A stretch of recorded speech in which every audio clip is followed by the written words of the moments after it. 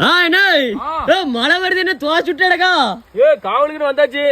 ராத்திரி சாப்பிடணும்ல சாப்பிடணும் கொளுத்தி நீ எப்படியே சுட்டுற வேண்டியதான் ஆனா அடமலையே பெஞ்சான்னு சொல்லி நீ துவாசை சுட்டு திங்க விடக்கூடாது அண்ணா போய் போது போட்டு பிறச்சிடும்ல எப்படி ஊத்தணும் மாவு கல்லு காயிட்டுனே கல்லு காயணும் கல்லு காயது எப்படி பாக்க தெரியுமா எனக்கு தண்ணி இருக்கலாம் ஆமா ஓ அம்மா காஞ்சிட்டேன் பொஞ்சிட்டு பொஞ்சிட்டு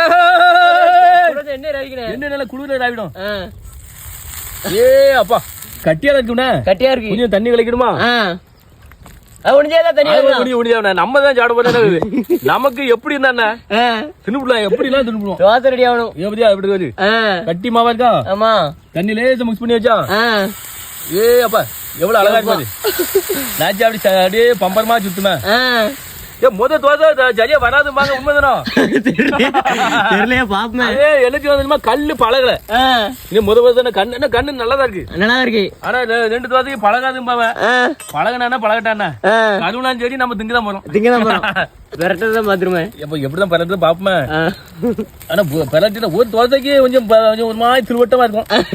அப்படி அதே அந்த சுத்திட்டு லேசா வீட்டுல விடுவோம்ல சுத்தி என்ன விட்டா வேணா கோந்துருவானே எதுக்கு அப்படின்னா அந்த தோசை பரட்டுக்கு நல்லா கை கொடுக்கும் அதாவது எப்படின்னா நல்லா இலக்கமா இருக்கும் அந்த போச்சு அது கல்லு பழகலவனே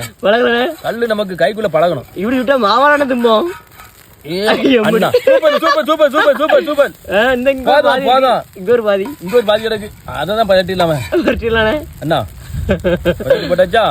நமக்கு வீட்டுல பொம்பளை எப்படிதான் சுடுதான் தெரியல அது வட்டமா கரெக்டா உழுது பத்தியா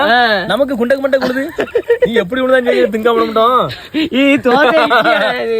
தோசை இட்லி அது தோசைப்பா இது இப்படி போடுறது மட்டும் பாரு பிஞ்சு பிஞ்சு வந்தாலும்